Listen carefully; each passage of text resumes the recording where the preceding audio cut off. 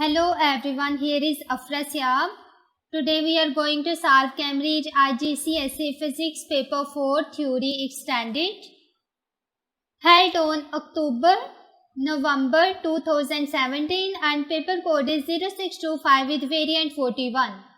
So let's start from question number 1. Question number 1. Figure 1.1 shows the speed time graph for the motion of car. In figure 1.1 we can see that there is a speed time graph and time is measured in second while the speed is measured in meter per second.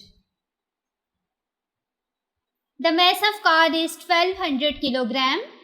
Part A, calculate for the first 20 seconds of the motion. Part 1, the distance travelled by the car. So first 20 seconds we have to calculate the distance travelled by the car. Going back to graph. Here we can see that it's a speed time graph and we have to measure the distance travelled by the car in first 20 seconds. So first 20 seconds is basically at this point and we have to join this point with the graph. So first of all I use a ruler.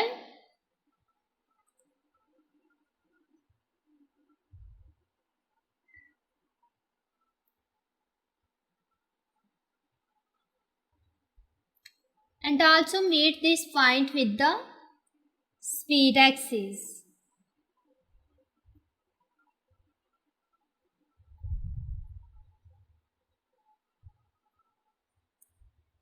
So we can see from here that at this point speed is 13 meter per second and we have to find out the distance travelled by the car.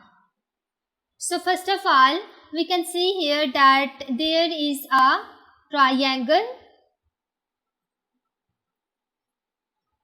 this, and we have to find out the distance. So from the speed time graph, the area under this graph is basically equal to the distance travelled by the car. So I write here distance travelled by car is equal to area under graph. So we have to find out the area under this graph. We can see that it's a triangle and the area of triangle is equal to half base multiplied by height.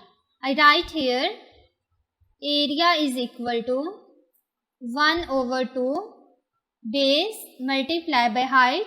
Here base is actually time and height is speed. So I write here 1/2 base, time is seconds. So it is 20 seconds and height it is 13 meter per second. So the area or the distance travelled by the car comes to be 130 meter.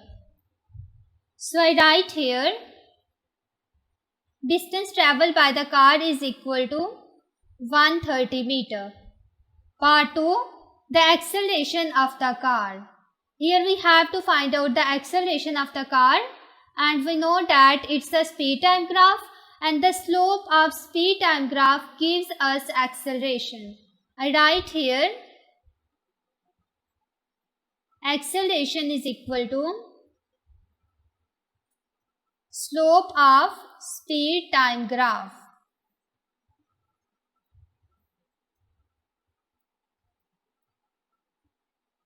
So I take any 2 points here. I suppose that first point is this and second point is at origin and I have to find out the slope.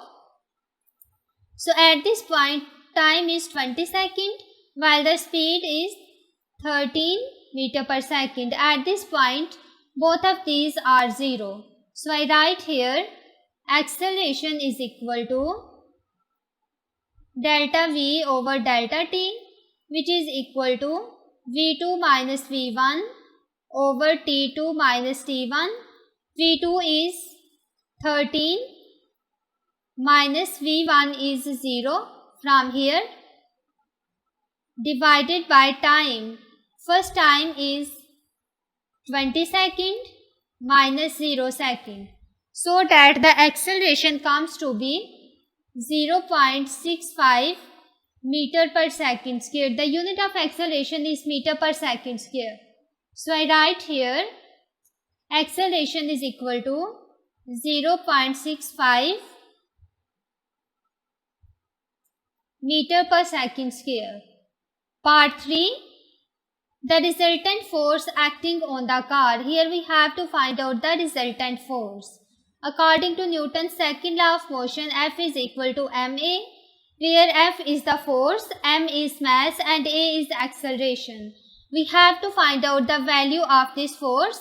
It will be equal to, mass of car is given in the start, that is 1200 kg. So I write here 1200 multiplied by acceleration that we already calculate in part 2. It is 0.65. So the force comes to be 780 newtons. So resultant force is equal to 780 Newton. Part B. Describe the motion of the car in the period of time from 25 seconds to 40 seconds. So going back to figure, we can see from here that 25 seconds is at this point and 40 is here. So we see the graph, it is a curve. The graph is not a straight line, it is curved. And the slope of this graph is decreasing, which means the slope of speed time graph is actually acceleration. As the gradient decreases, so does the acceleration. So we can simply say that from 25 seconds to 40 seconds, the acceleration of the car decreases. So I write here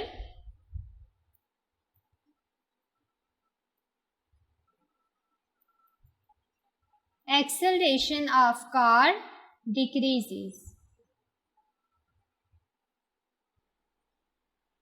Question number 2, part A, state Hooke's law. Here we have to define that what is Hooke's law.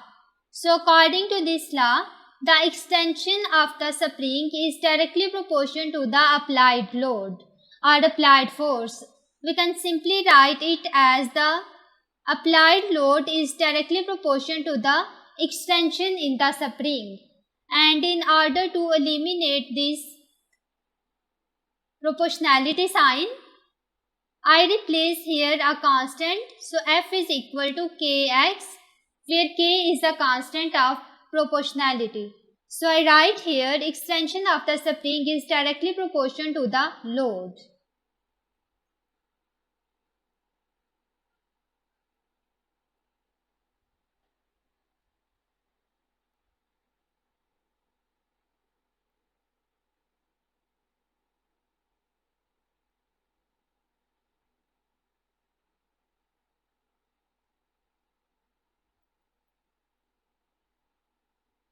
Is directly proportional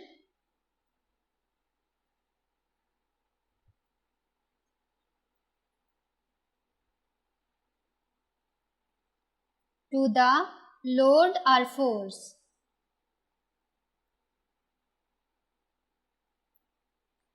Part B. For forces up to 120 Newton, a spring obeys Hooke's law. So up to 120 Newton force, the spring obeys the Hooke's law. That is, force is directly proportional to extension, and the graph between force and extension is a straight line when both of these are directly proportional to each other.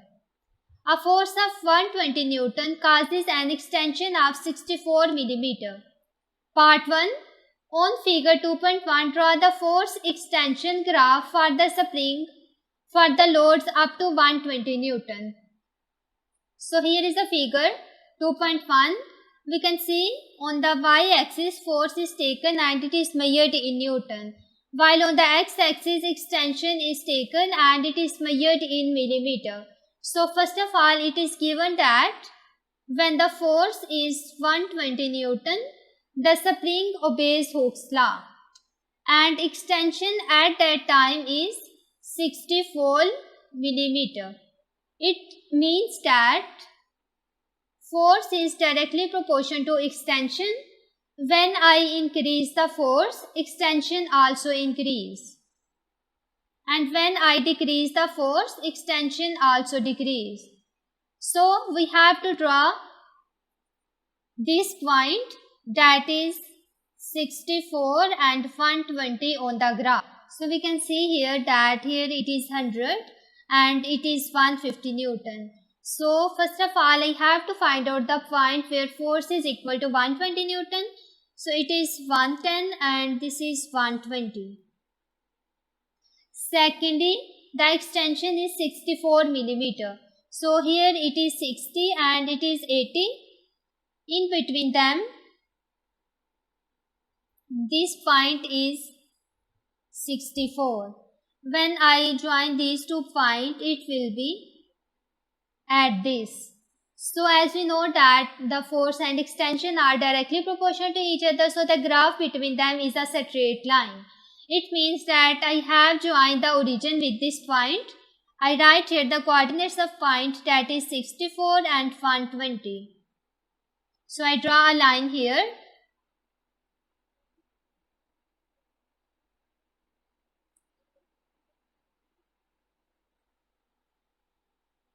It will be a straight line up to 120 Newton.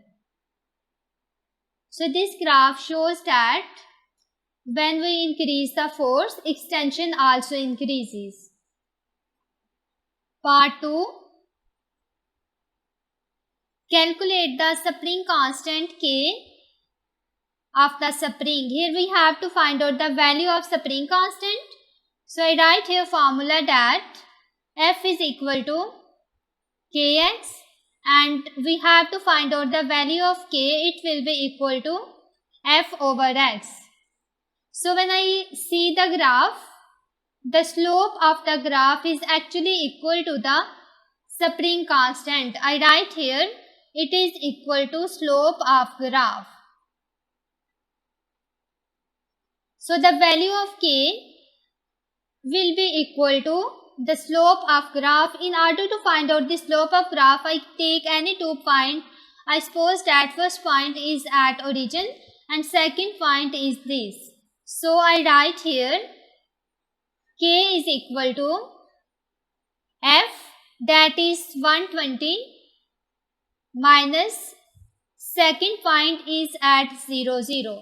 So force will be 0 divided by X, that is 64 millimeter minus 0. It will be 120 over 64. So the value of K comes to be 1.9. The unit of force is Newton. And extension is measured in millimeter. So the value of spring constant is equal to 1.9 Newton per millimeter. I write here 1.9 Newton per millimeter. Part C. A student makes a spring balance using the spring in part B. The maximum reading of this balance is 150 Newton. The student tests his balance with a known weight of 140 Newton. He observed that the reading of balance is not 140 Newton.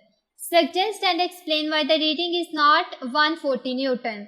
So first of all, going back to figure, and it is also given in the first part that Hooke's law is obeyed up to 120 Newton. After 120 Newton, Hooke's law is not obeyed. So after this point, Hooke's law is not obeyed. It means that force is not directly proportional to extension. So that's why the reading is not 140 Newton. I write here from the graph,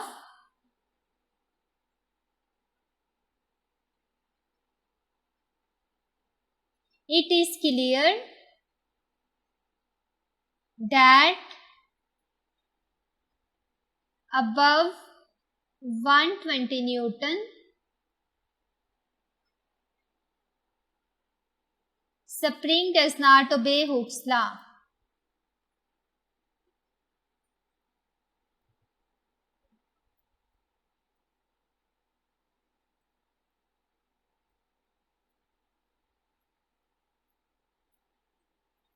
Extension is not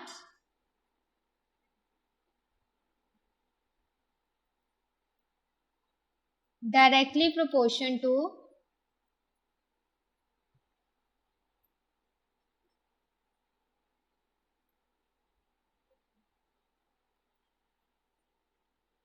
force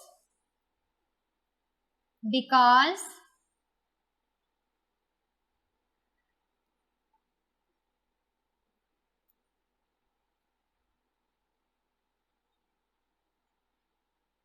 elastic limit of spring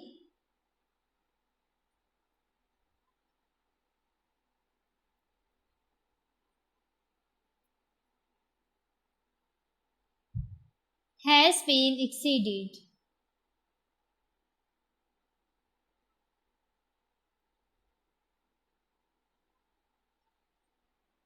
So that's why reading is not equal to 140 Newton. Question number 3. All the sides of the plastic cube are 8.0 centimeter long. Figure 3.1 shows the cube. Here is the figure 3.1 and we can see that there is a cube. The length of one side is 8.0 centimeter and the length of all sides of the cube are equal. It means that the length of all sides here it is 8.0 centimeter. The mass of the cube is 0.44 kilogram. Part A. Explain what is meant by mass. So here we have to explain that what is mass. So mass is the amount of matter in the substance. I write here the amount of matter in a substance.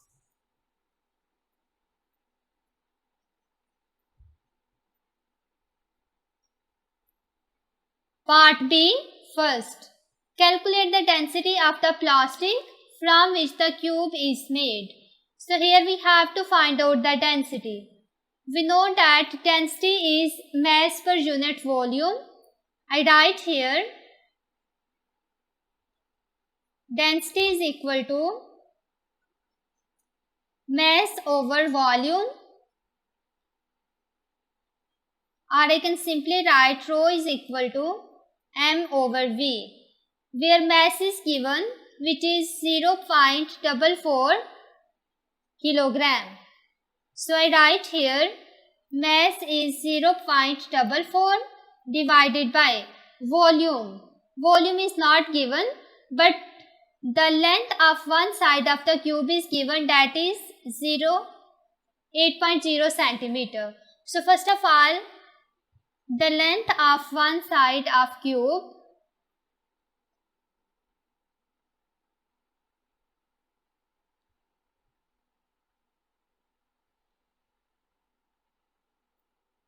is 8.0 centimeter and we have to convert this into meters. So it will be 8.0 divided by 100, that is equal to 0.08 meter. So volume of cube basically equal to L cube. It means that we have take the third power of the length of one side of the cube. So I write here L cube, it will be equal to 0.44 divided by 0.08 cube. So that the value of density comes to be 860 kilogram over meter cube. So it is the value of the density. I write here density is equal to 860 kilogram over meter cube. Part 2. The density of one type of the oil is 850 kilogram per meter cube. state and explain whether the cube floats or sinks when placed in a container of this oil. So first of all, we take a container that is filled with oil.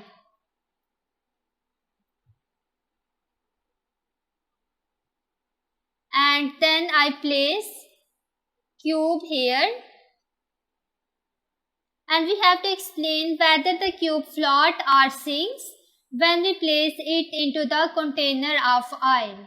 So first of all, the density of oil is given, which is 850 kilogram per meter cube.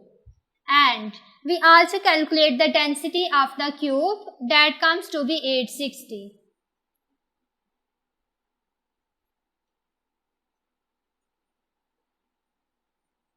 Now we compare the density of oil with the density of cube and tell that whether the cube float or sink.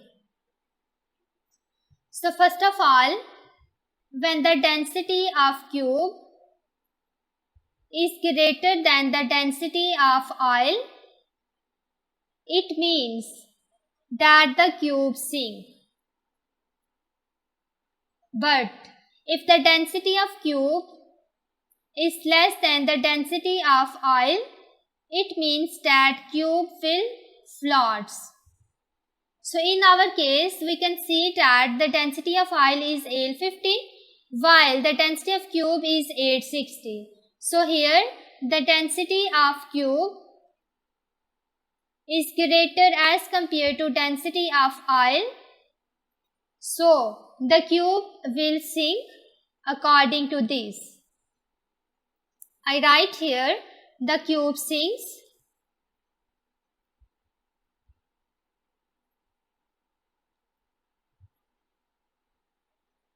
in the oil because it is denser than oil.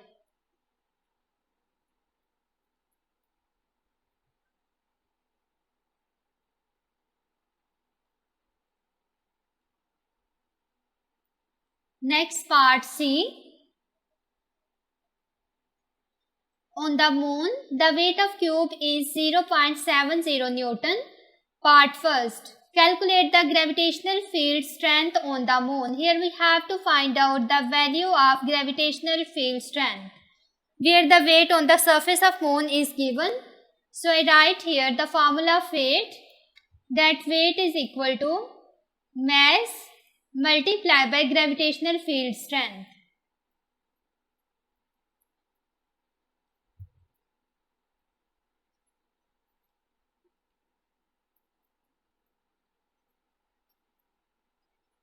In symbolic form, it is equal to m cross g.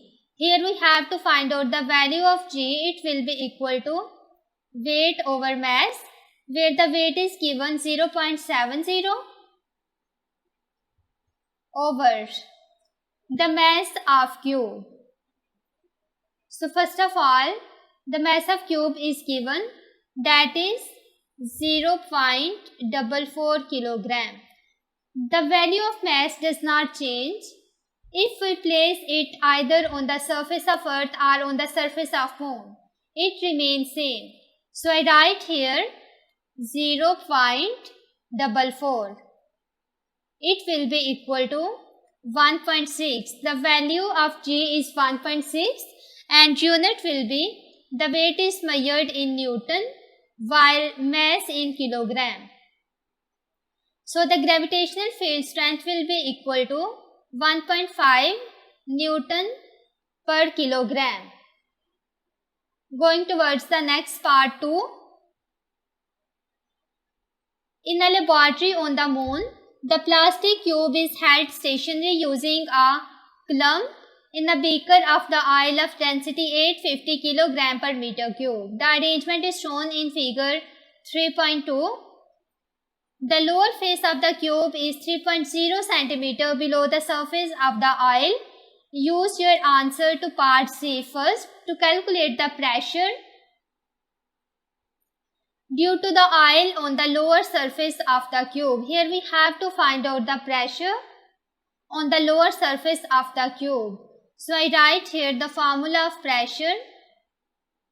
It is equal to rho GH, where rho is the density, G is gravitational field strength and H is height.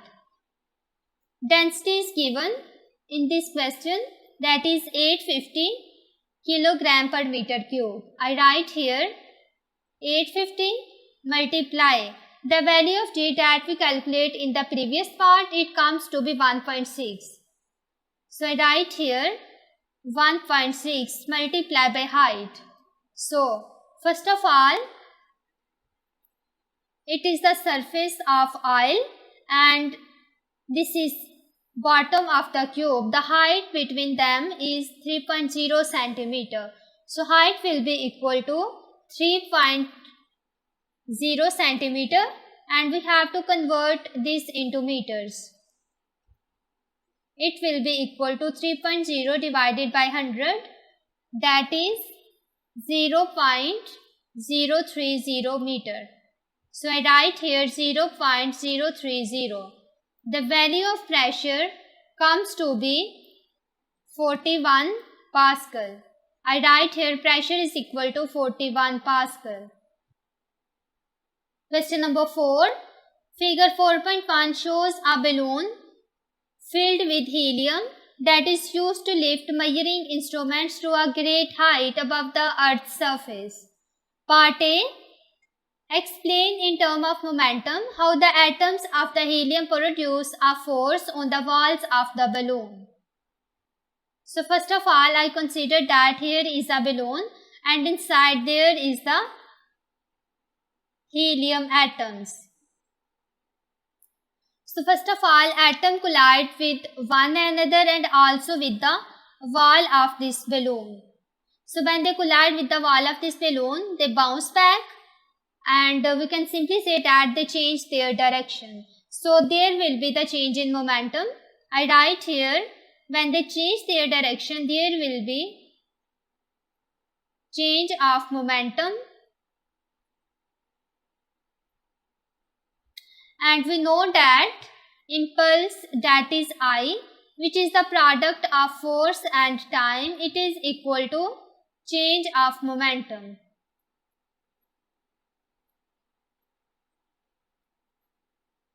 So from here, force will be equal to change of momentum over time.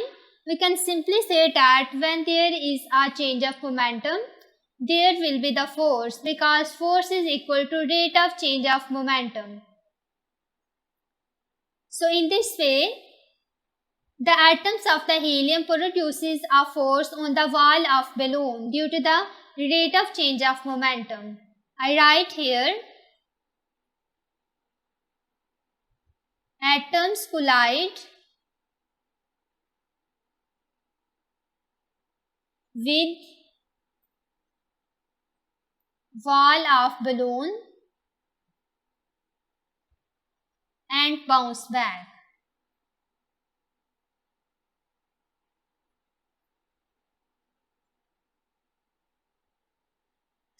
So they undergo change of momentum.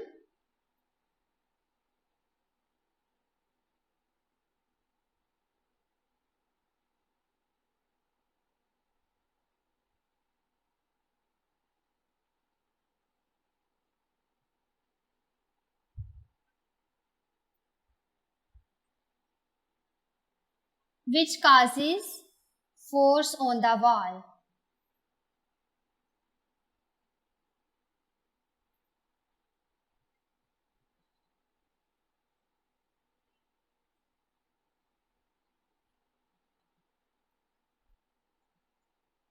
According to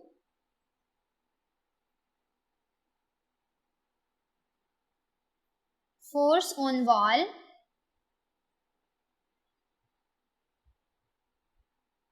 is equal to total rate of change of momentum.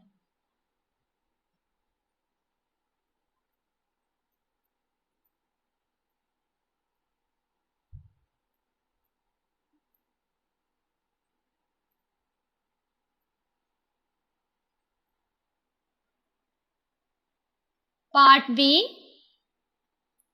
At ground level, the pressure of helium in the balloon is 1.0 into 10 to the power 5 Pascal. The volume occupied by the helium is 9.6 meter cube. The balloon is released and it rises quickly through the atmosphere. The volume occupied by the helium increases. So, when it is released into the atmosphere, its volume increases. But the temperature of the helium may be assumed to stay constant. Part 1. Explain in terms of the helium atoms in the balloon why the pressure in the balloon is smaller than at the ground. So, the pressure is smaller as compared to when the balloon is at the ground level. We have to explain this. So, first of all, when the balloon is released into the atmosphere, then what happens? Its volume increase. That is given here. The volume occupied by the helium increases. So we know that density is equal to mass over volume. When volume increase, density decrease. So it becomes less dense.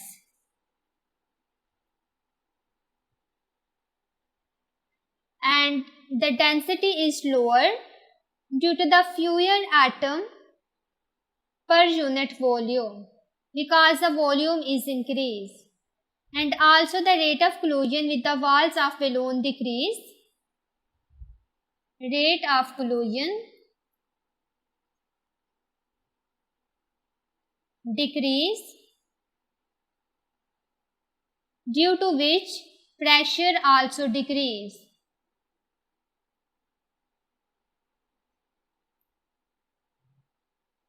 So in this way, when the volume increase, pressure decrease, but the temperature remains same, it does not change. So I write here, as the volume increase,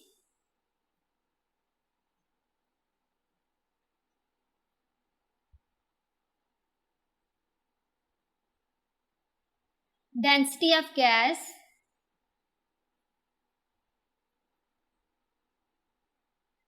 decrease due to fewer atom per unit volume.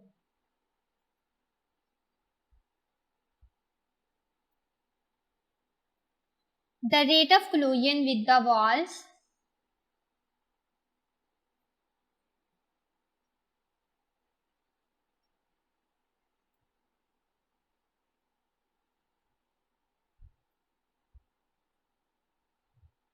of the balloon decrease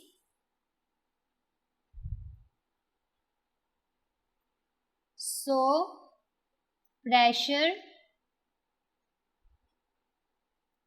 also decrease. Part 2. Calculate the pressure of the helium when it occupied a volume of 12 meter cube. So first of all, volume and pressure is given.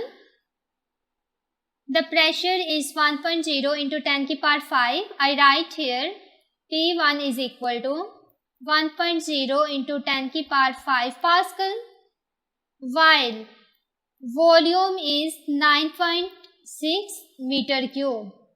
After that, volume increase and it becomes 12 meter cube, and we have to find out the value of pressure. So according to Boyle's law,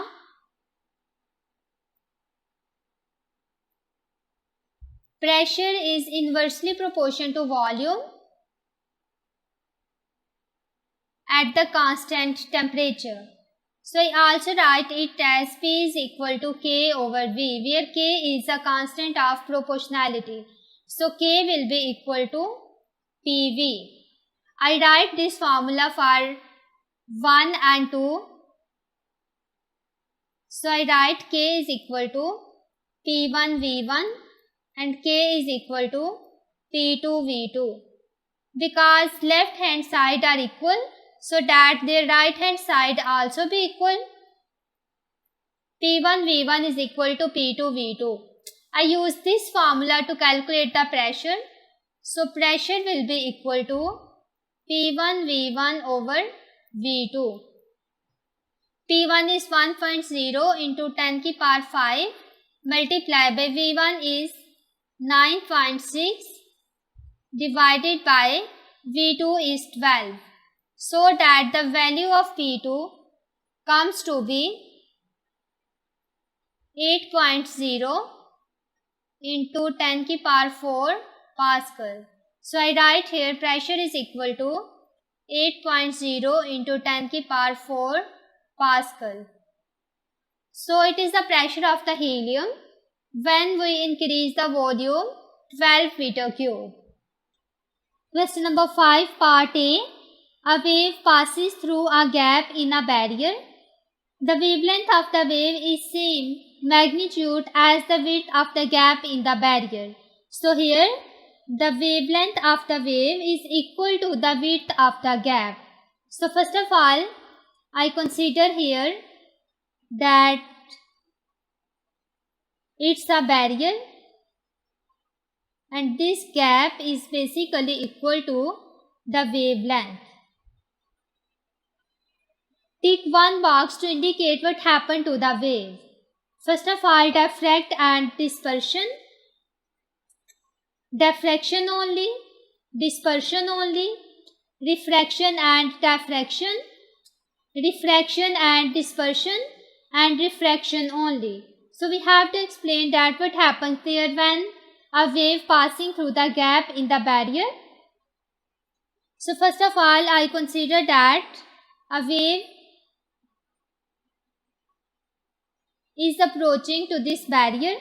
So when this wave passing through the gap and come on the other side, it will bend into the circular shape. So there will be the bending, which means that there will be only diffraction. There will be no refraction. Because diffraction is basically the bending of the wave as it passes through the gap in the barrier. So there will be diffraction and bending will be like this. So I take here only diffraction. Next part B. Figure 5.1 shows 6 wave fronts of the wave traveling on the surface of the deep water. The wave is incident on the boundary with the region where the water is shallow. Here is figure 5.1 and we can see that wave is traveling from left to right. There are two portions. First of all, here is deep water while the other is shallow water. Part first. On figure 5.1, draw the wavefronts of the wave in the shallow water where the water travels more slowly. So here the water travels more slowly. First of all, in order to draw the wavefronts, we can see here that wave traveling from left to right, and in the shallow water, the speed decreases. It means that one water is denser as compared to other. So when these waves enters into the shallow water, there will be bending. These waves are not straight. So I am going to draw these waves.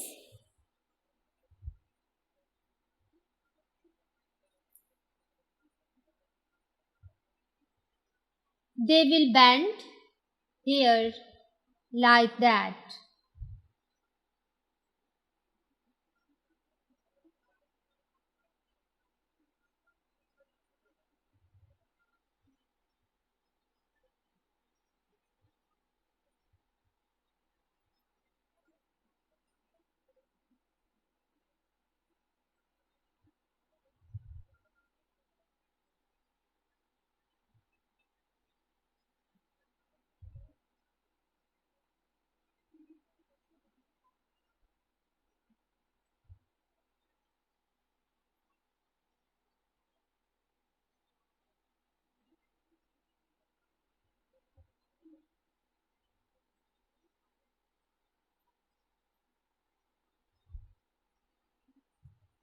So these are the waves.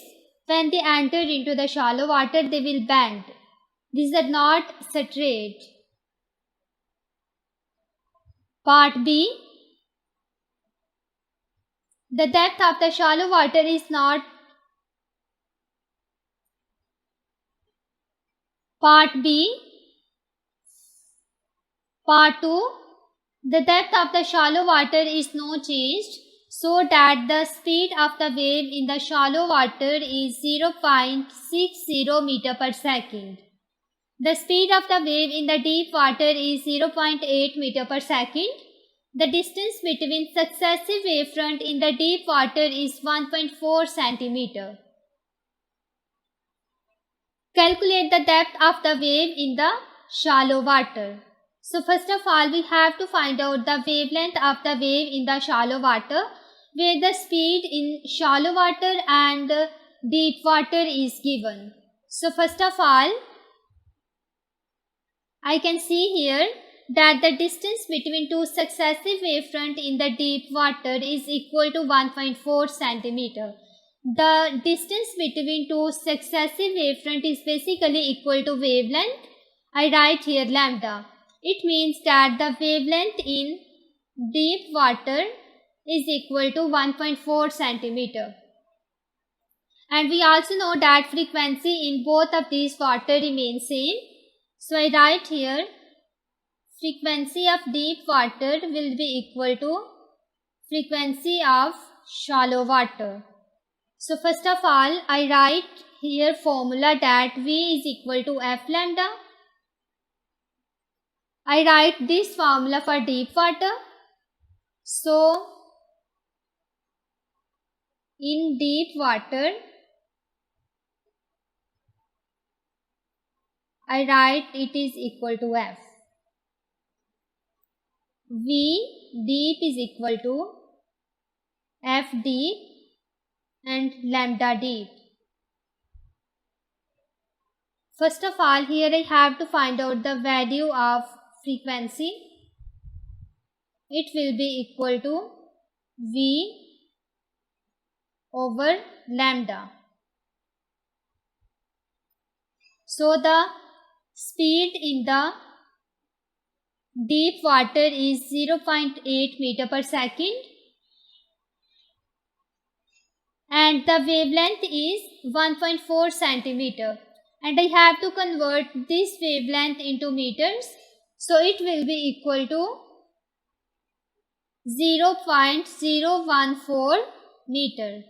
I write here 0.014, so that the value of frequency comes to be 57.1 Hz. This frequency is same in both of these water. So now I write this formula for shallow water.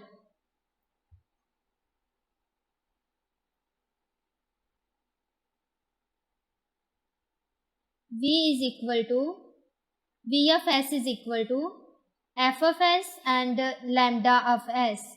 We have to find out the value of lambda S. It will be equal to Vs over Fs. As I write here, frequency is same and it is equal to F. It means that the frequency Fs will be equal to 57.1 Hz, while the speed here is given 0.60 divided by 57.1. So it will be equal to 1.05 into 10 की power minus 2. So we can see here that wavelength is given in centimeter. We also have to convert this into centimeter. That's why I multiply it with 100. Here it is in meter and it is in centimeter. So it will be equal to 1.05 centimeter. I write here wavelength is equal to 1.05 centimeter. So it is the wavelength of the water. So it is the wavelength of the wave in shallow water. Question number 6, part A. The left hand column of the table shows some possible speeds of the sound wave. In the right hand column, write down the medium in which a sound wave has this speed. Choose from solid, liquid or gas. So first of all, we can see in this table the speed of sound wave is given in meter per second. First of all, here is 1500, 5000 and 300. We have to write the name of the medium. So first of all, we know that the speed of sound in the solid is very large as compared to speed of sound in liquid.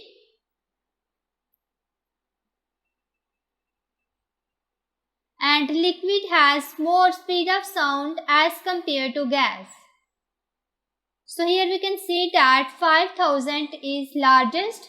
So 5000 must be greater as compared to 1500 and it is greater than 300.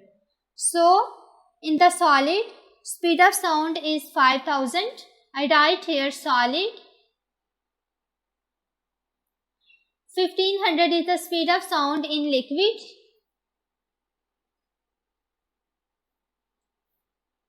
And 300 meter per second is the speed of sound in gas. Part B.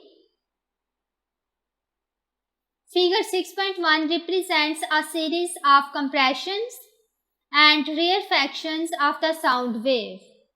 Part 1. On figure 6.1, mark with the letter X and Y the midpoint of the. So first of all, we have to know about the regions that are compression and rarefaction. So compression is a region where the particles are very close to each other. We can see in the figure 6.1 that these are very closest region. So these are compressions. And rarefactions is a region where the particles are further apart from each other, like these are rarefaction. So we have to mark with X and Y the midpoint of rarefaction. So first of all, rarefaction will be at this point and second will be here. I write Y and X. I also draw a line here.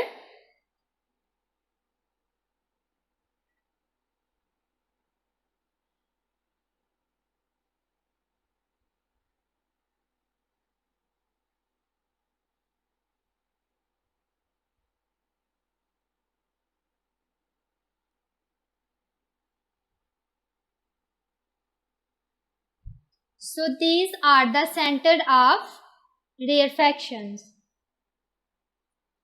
Part 2. State in terms of pressure what is meant by rarefaction.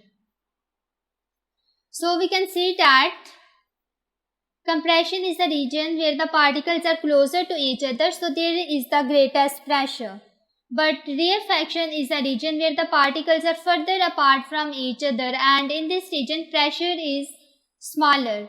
So I write here rarefaction is a region where the pressure is small.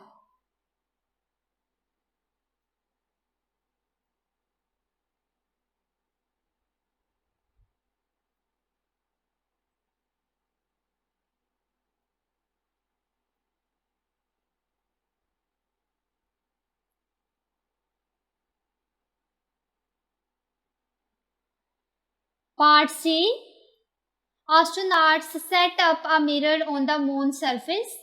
A laser beam is transmitted from the Earth's surface to the mirror and then it reflected back to the Earth.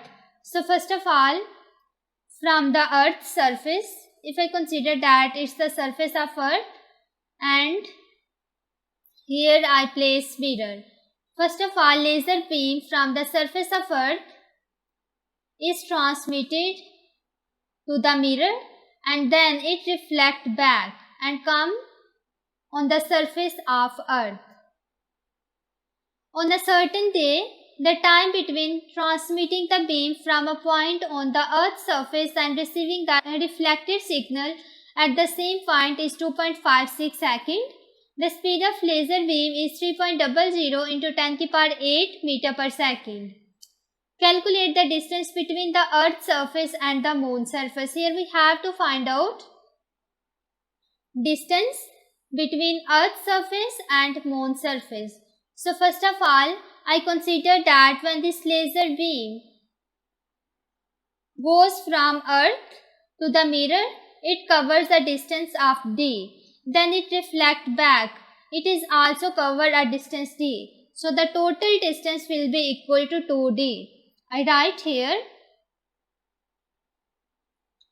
as we know that speed is equal to distance over time, but in our case the total distance is 2d because laser beam first of all goes and then reflect back. So it covers the distance double to the distance.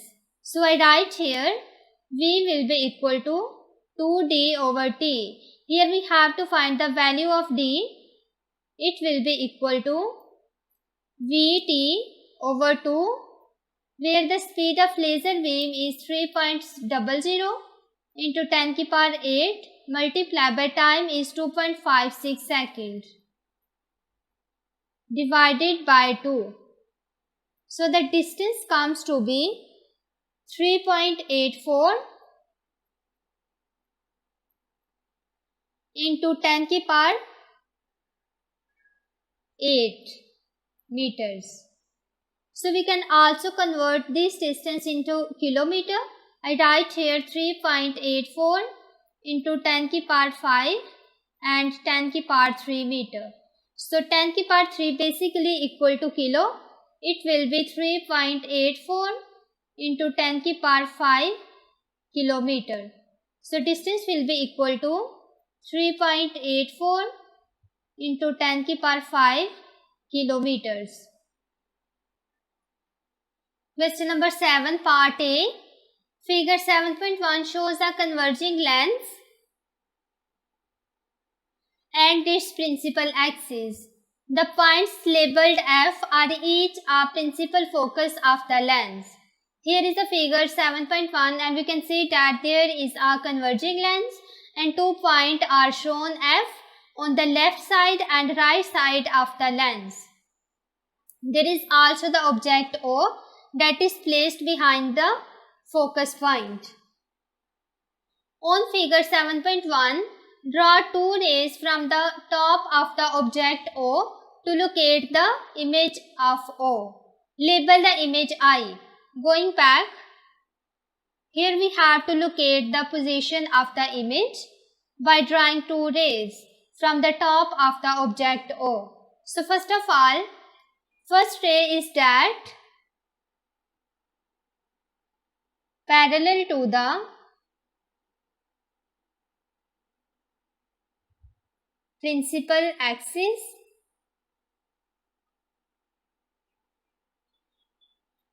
and then refraction by the lens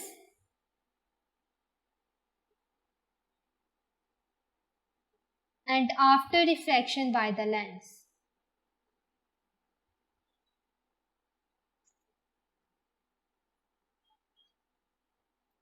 Passes through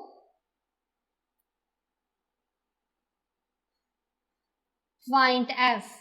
So first of all, I draw this ray. I use a ruler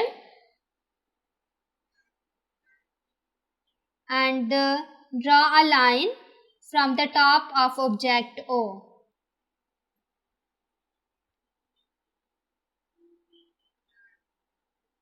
First of all, this ray is parallel to the principal axis and when it reaches the lens, then after refraction by the lens, it passes through the focus point.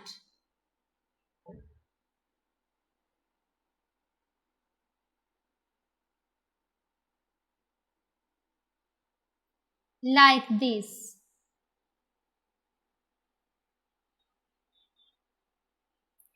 So I have drawn the first ray. Second ray is that passing through the center of the lens and goes straight. It does not deviated or it does not refracted. So I write here second ray passes through center of lens and goes straight. Now I am going to draw the second ray. I use a ruler again.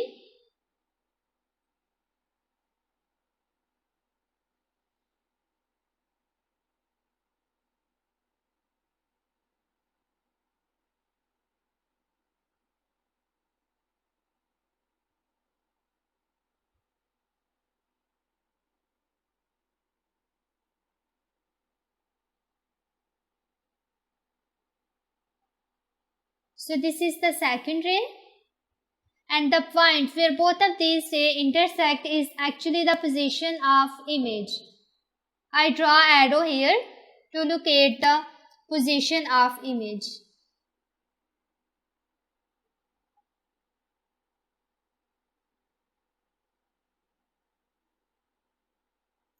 So this is image and I label it with I.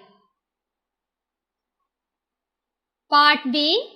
Underline 3 of the terms below to describe the nature of the image produced by the converging lens used as a magnifying glass. So first of all, we can see here that the size of image is larger as compared to the size of object. So this image is enlarged. I tick here or underline on enlarged. Second one, this is upright because you can see that the image is straight. It is up and right. So the image is upright. And last one is virtual. This image cannot be projected on the screen. So that's why it's a virtual image. Next part C. Figure 7.2 shows the path of the ray of red light passes through the glass prism. So first of all, in figure 7.2, the path of ray is shown as it passes through the glass prism. It is red light. A ray of green light enters the prism along the same path as the red light. On figure 7.2, draw the path of the ray of green light as it passes through the prism and emerges into the air. So going back figure 7.2, first of all I write here red color and green. If here I write wavelength, the wavelength of the red light is very large as compared to green light. So as the wavelength of the green light is small, so in the case of green light there will be more bending. So when I draw its path, first of all I can see here air is a rare medium while prism is a denser medium. So when the ray of light goes from air into prism, it will bend towards the normal. I write here air to prism, that is from rare to denser medium. Ray bends towards normal.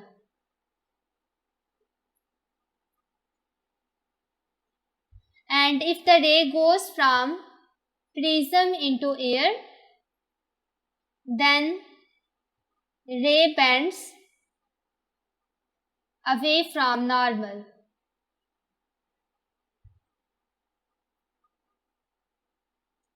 Now I am going to draw its path. Here first of all I select the green color.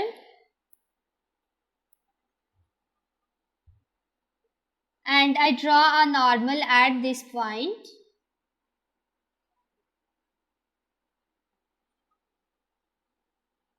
This is the normal ray.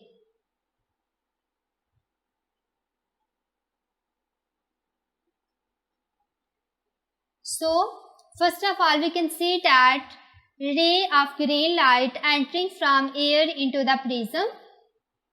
First one case, So the ray will bend towards the normal. I am going to draw its path. It will bend towards the normal and it will be like this.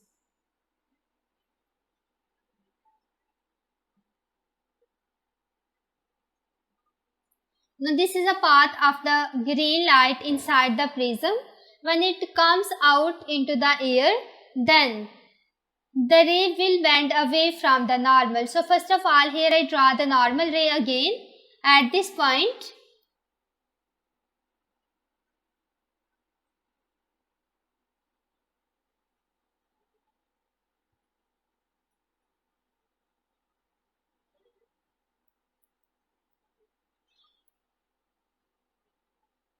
So when I draw the ray, it will bend away from the normal like this.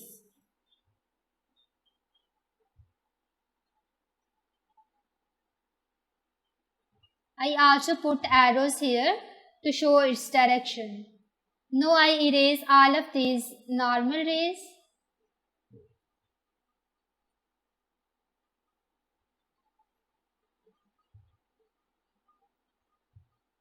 So this is a complete path for the green light as it enters into the prism and comes out of the prism. Question number 8, part A. Describe a renewable process by which the electrical energy is obtained from the energy stored in water. You may draw a diagram in the space. So first of all, we have to describe the process by which the electrical energy is obtained from the energy stored in water. I consider that here is water.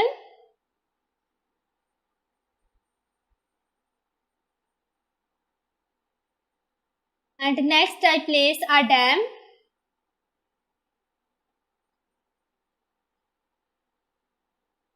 I use a ruler.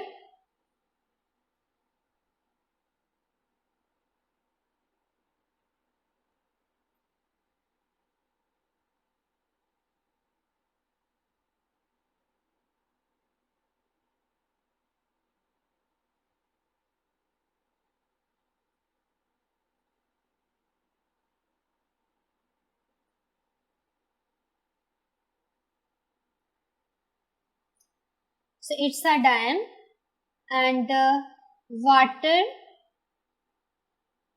goes like that.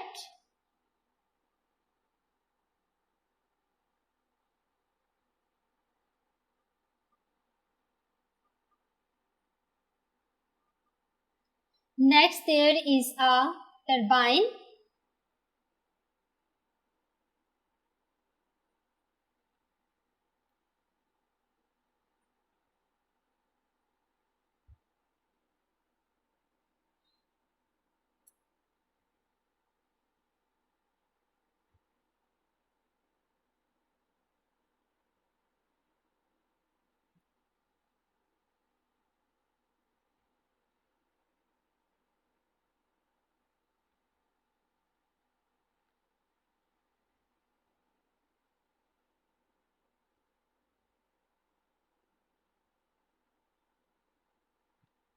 Here I draw a rough sketch of the turbine.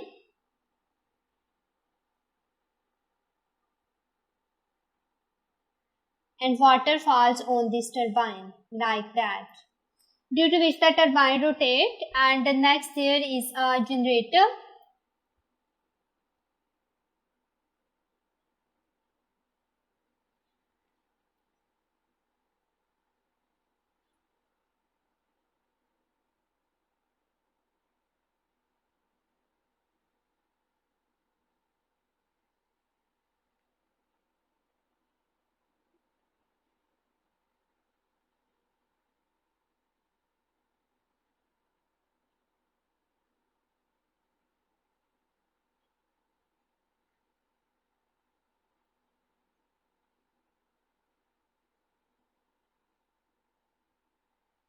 And it is further connected with transformer. I also enclose this in a box.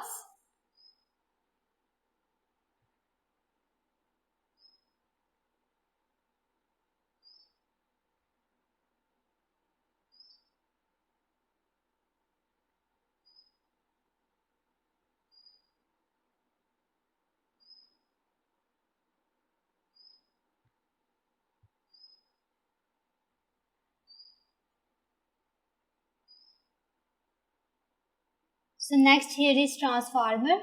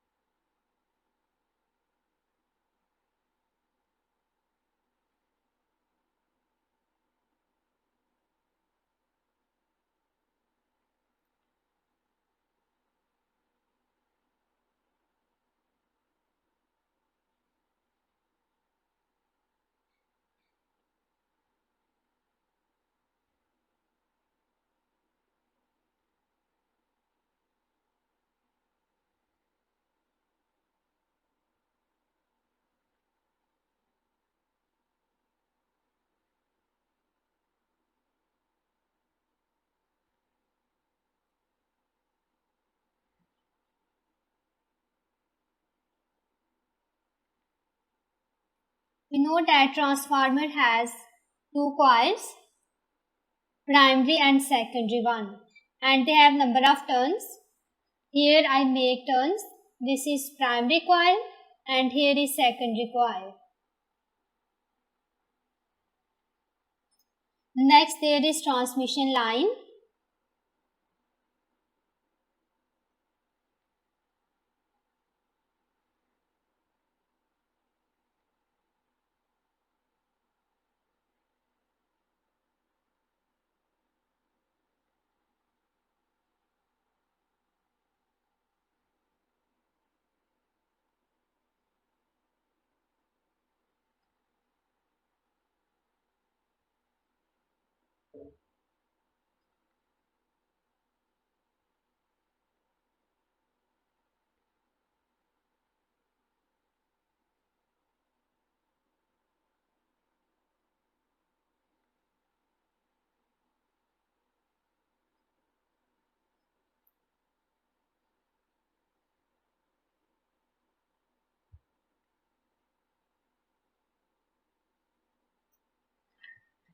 So I write here, it's dam,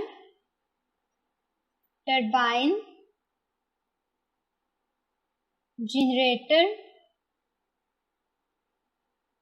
transformer, and last one is transmission line.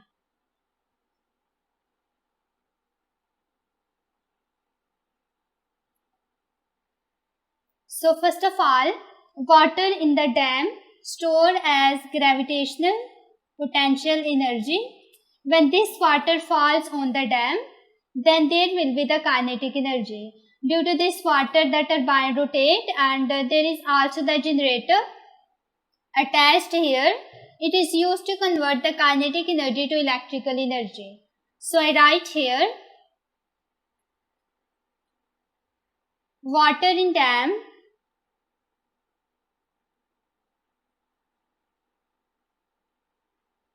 has gravitational potential energy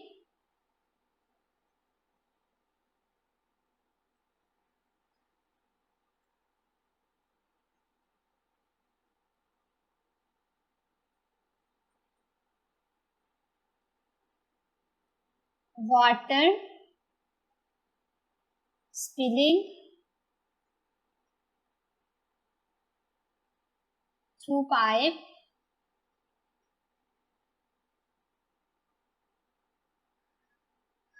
has kinetic energy. I represent kinetic energy with Ka. This energy rotates the turbine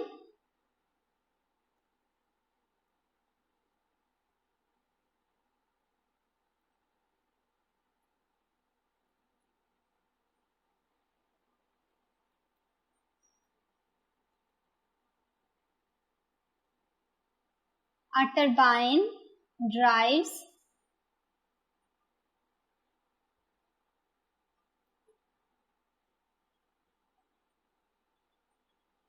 the generator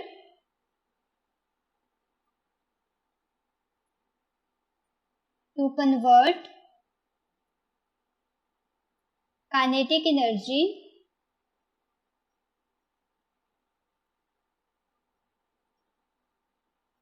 electrical energy.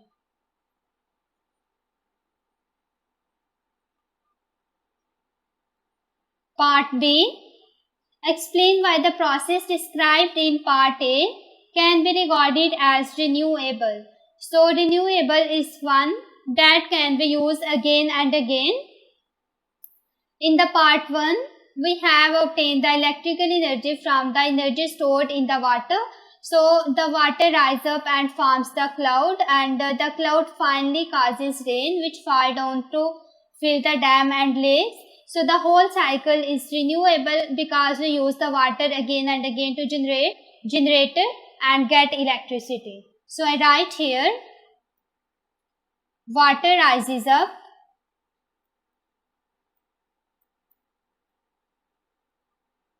and form clouds.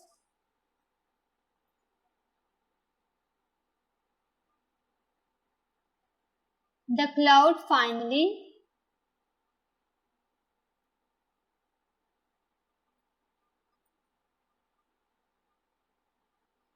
causes rain which falls down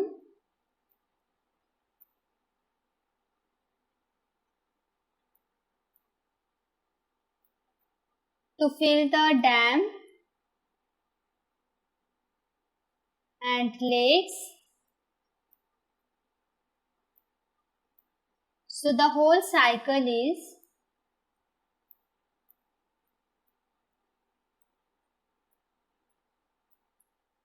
renewable.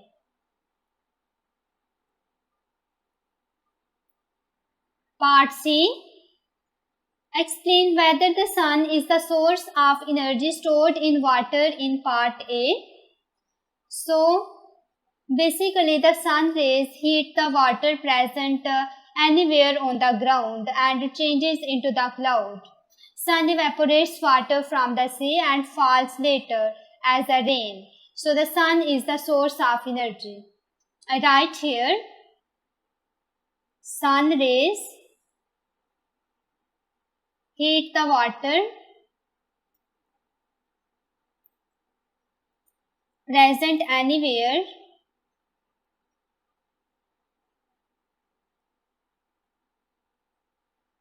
on the ground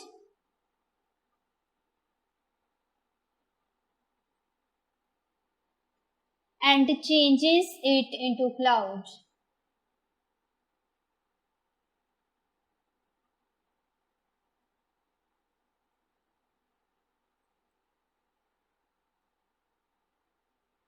Sun evaporates water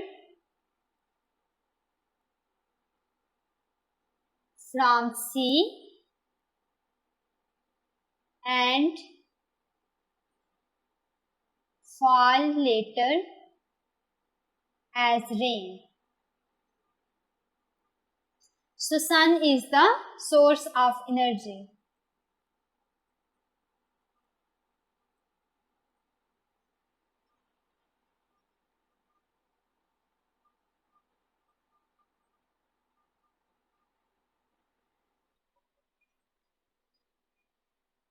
Question number 9. Figure 9.1 shows the circuit with three 1.5 volt cell. Here is the figure 9.1. We can see that there are three cells between A and H. Each cell has two terminals, positive and negative.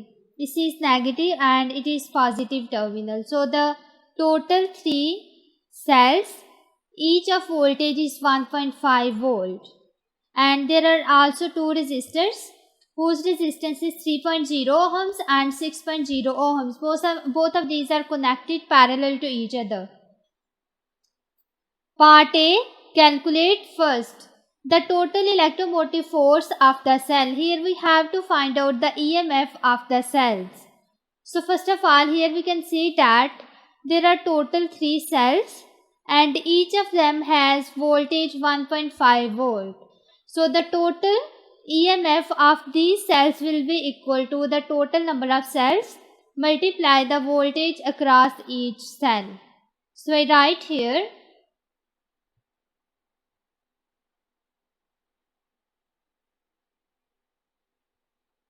EMF is equal to, there are total 3 cells, so 3 multiplied by the voltage across each cell, which is given 1.5 volt. So the EMF comes to be 4.5 volt. So the total EMF of the cells will be equal to 4.5 volt. Part 2, the total resistance of the circuit. Here we have to find out the total resistance. Going back to circuit, we can see that there are two resistance, 3.0 ohms and second one is 6.0 ohms. Both of these are connected parallel to each other, and when we have to find out the total resistance in the parallel combination, I use the formula that 1 over R is equal to 1 over R1 plus 1 over R2, where R is the total resistance, R1 is first resistance, while R2 is second resistance. And we have to find out the value of R. So I write here 1 over R is equal to 1 over R1 is the first resistance, which is equal to 3.0, plus R2 is the second resistance, which is equal to 6.0.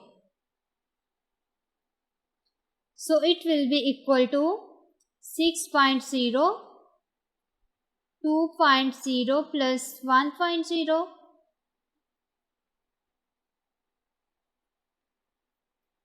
Here I write 1 over R is equal to 1 over 2.0, and we have to find out the value of R. It gives R is equal to 2.0 ohms. So resistance will be equal to 2.0 ohm. Going towards the next part. 3. The current in the 3.0 ohm resistor. Here we have to find out the current in 3.0 ohm resistor. So here we can see that both of these resistance are parallel, and in the parallel combination the current is different but the electromotive force remains same. I write here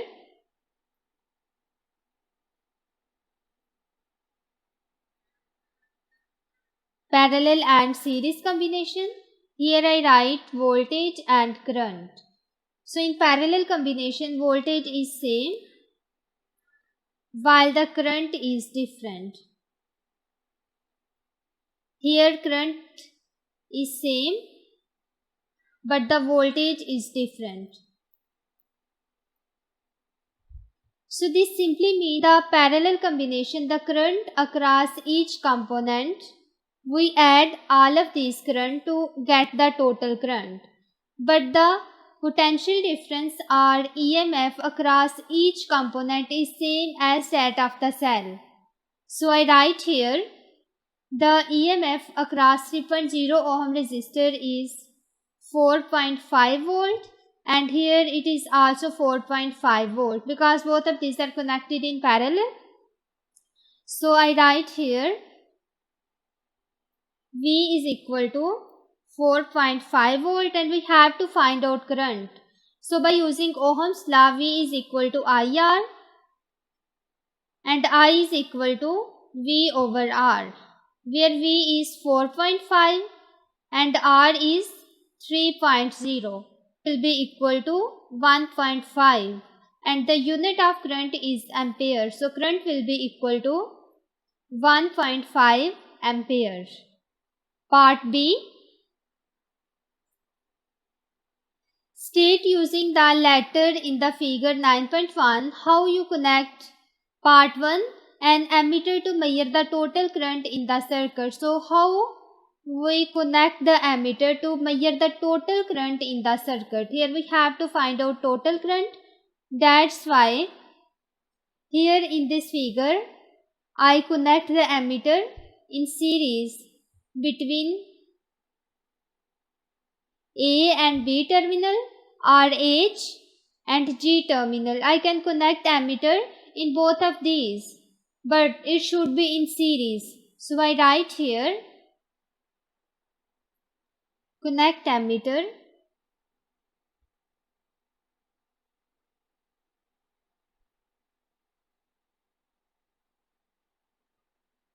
in series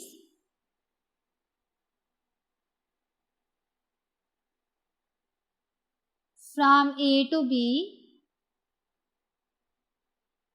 or H to G. Part 2. A voltmeter to measure the potential difference across 6.0 ohm resistor. So here we have to measure the potential difference across 6.0 ohm resistor. So going back, we can see here the potential difference across all of these components is same, whose value is 4.5 volt. And when we have to measure the potential difference, voltmeter should be connected between A and H. Second one, between C and D.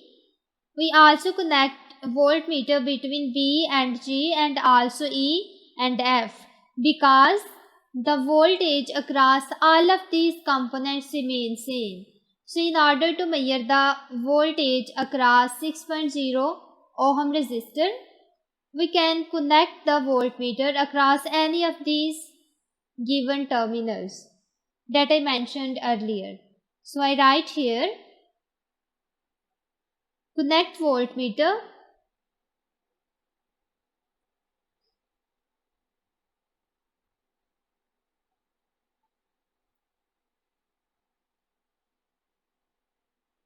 to A and H, B and G, C and D, and E and F. So in this way we measure the potential difference across 6.0 ohm resistance. Question number 10, part A.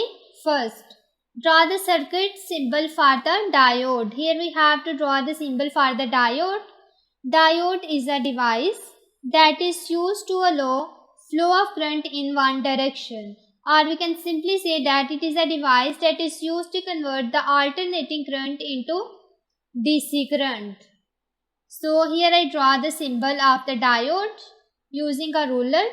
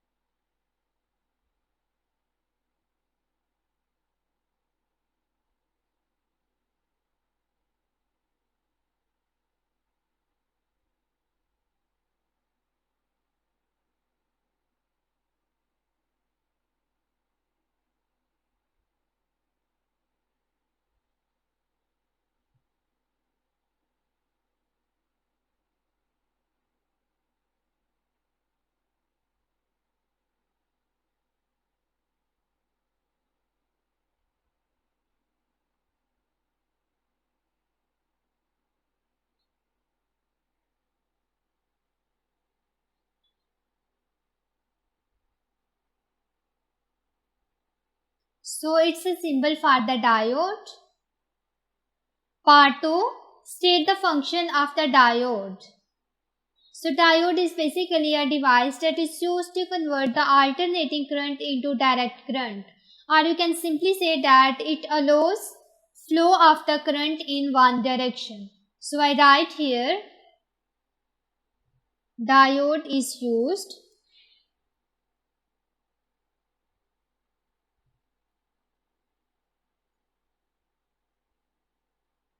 to allow flow of current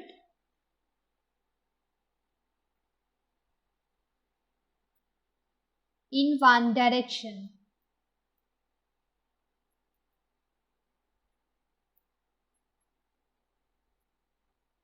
Part B. Figure 10.1 shows the proposed system for charging the battery of an electric toothbrush. So here is a figure 10.1. We can see that there are two coils, coil X and coil Y. So the base of charger is here and the alternating current is supplied at this terminal. So there is also the battery that has two terminals, positive and negative. The handle of the brush contains the battery and a coil X. The circuit from the coil X to the battery is not shown. The base of the charger contains a coil Y wound on an iron core connected to an AC main supply. To charge the battery, the handle is lowered so that the coil Y is inside coil X. Figure 10.1 shows the direction needed for the charging current at the battery. Part 1. On figure 10.1, complete the circuit from terminals A and B of the coil X to the battery. Include a diode. So going back to figure, we have to complete the circuit. Here we can see that coil X has two terminals. First one is A and second is B. And we have connect these terminals with the terminals of the battery. We can attach B terminal with the positive terminal of the battery or the B terminal with the negative terminal of the battery. We can also do reverse that, connecting the A with positive terminal of the battery and B with the negative terminal of the battery. So here I take a wire and connect point B with the positive terminal of the battery. So I draw here a line that shows the wire.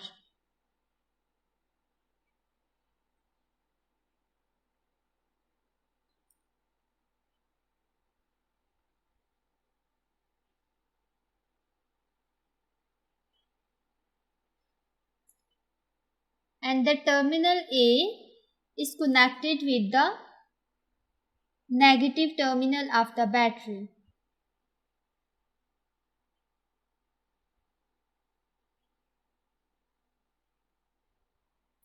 So we have completed the circuit, but the second part is that include a diode.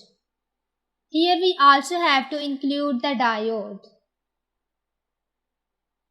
because we can see here that here is AC supply. It means that this supply is AC and we have to convert this AC into DC. That's why we also have to connect a diode. But where we connect a diode? We may connect between B and positive terminal or A and negative terminal. It depends on the way in which we connect the diode. So first of all, I draw here a diode.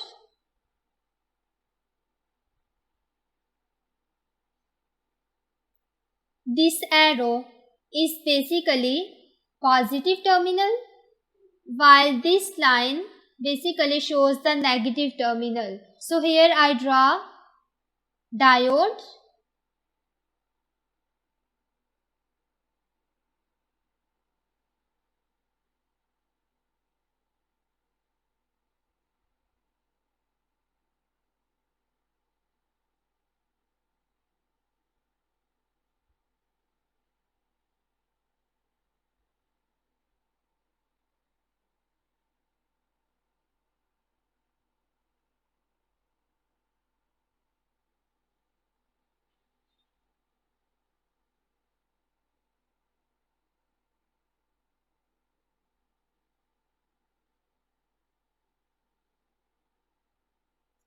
So here we can see that this arrow is basically positive and it is connected with the positive terminal of the battery. So the circuit is completed here. So going towards the next part. Part 2. Explain how an alternating voltage is produced in coil X. So how the alternating voltage is produced in the coil X while the alternating power supply is connected to the coil Y. So I can see here that these are two coils X and Y. There is no connection between them, but both of these coils are magnetically linked with each other. So when the alternating current flows in the coil Y, there will be changing magnetic field like this. And there is also the magnetic lines of force.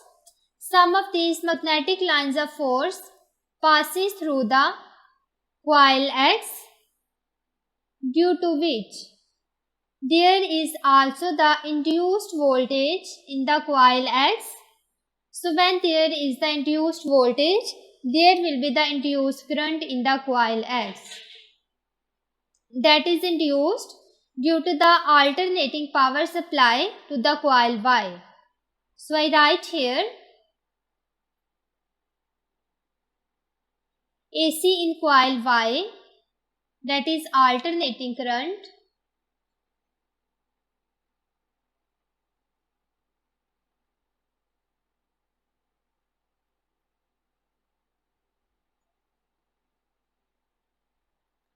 sets up alternating magnetic field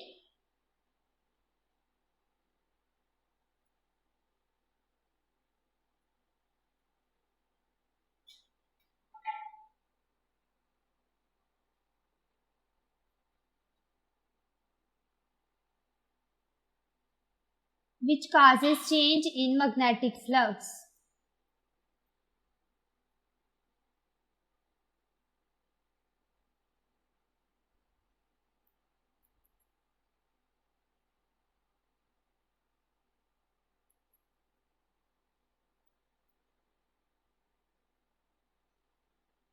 Alternating field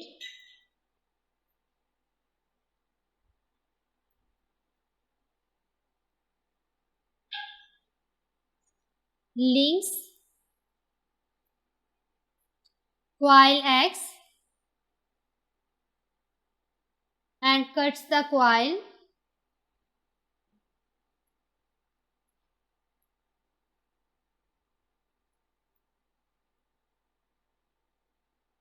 alternating voltage is produced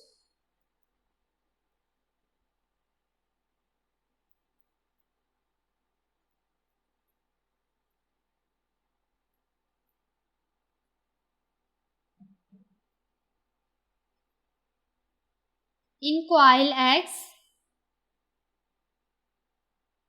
by electromagnetic induction.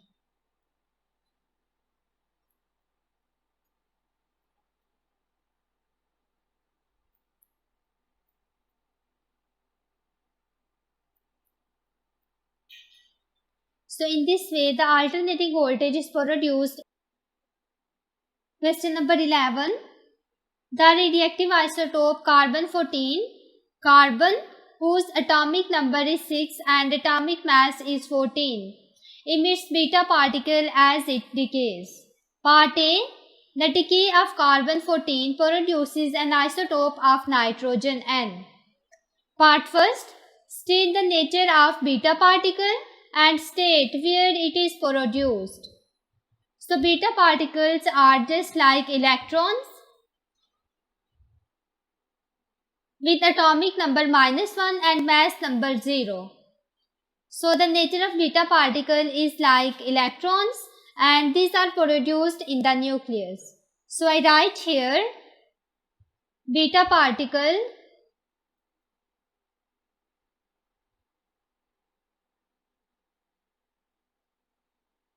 is an electron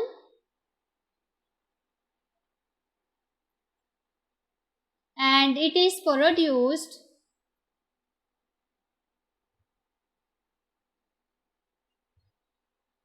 in our nucleus. Part 2.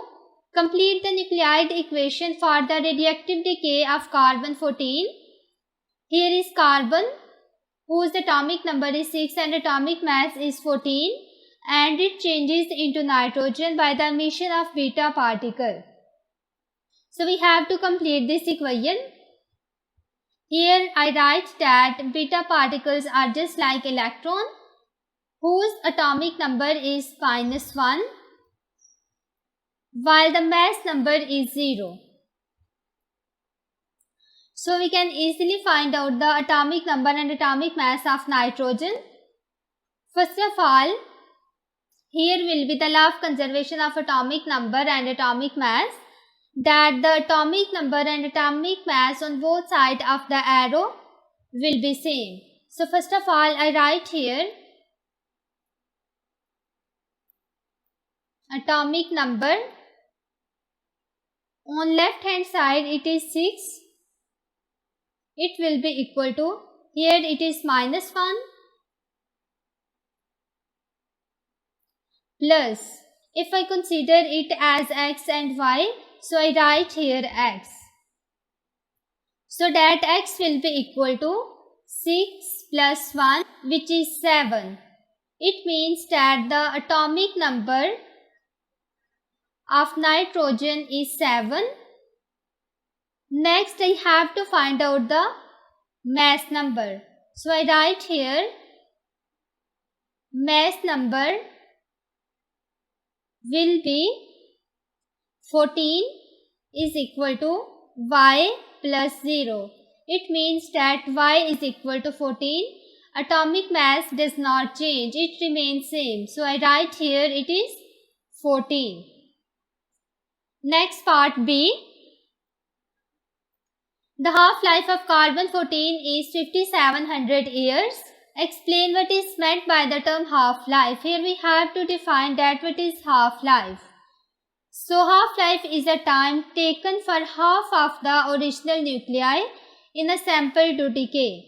First of all, I consider that the total number of nuclei are n0 when t is equal to 0.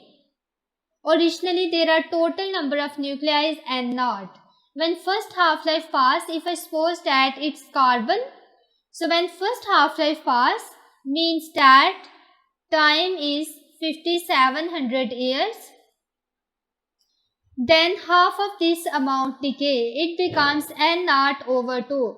So this is basically the half-life, the time during which half of the nuclei decays. So I write here the time taken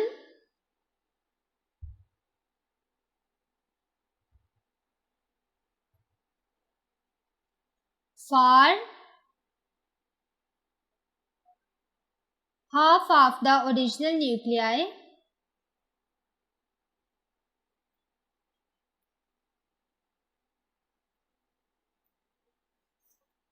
in a sample to decay.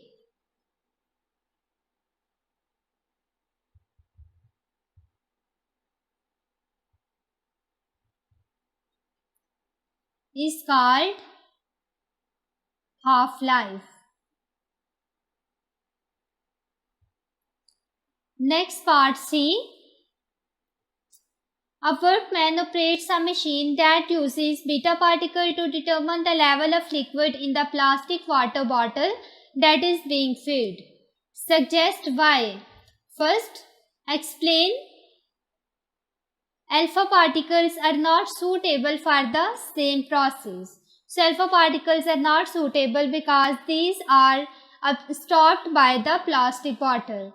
So I write here alpha particles would be stopped by the plastic bottle. That's why these are not suitable for this purpose. I write here alpha particles would be stopped by the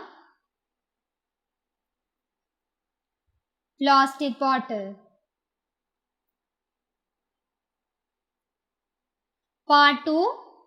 Gamma rays are not suitable for the same purpose. Gamma rays are also be not suitable because gamma rays would not be absorbed by the bottle.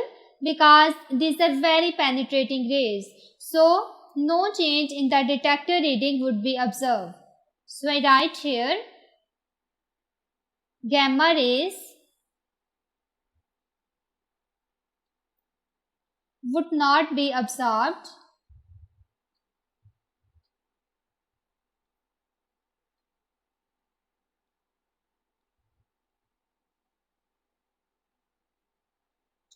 by bottle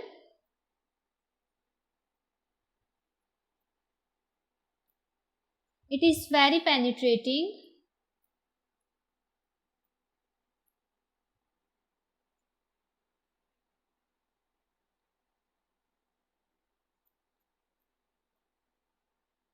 so no change in detector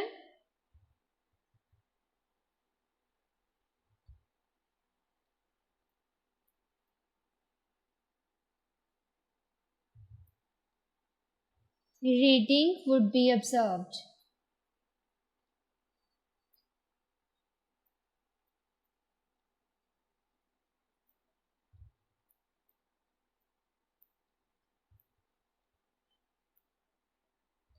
So that's why the gamma rays are also not suitable for the same purpose.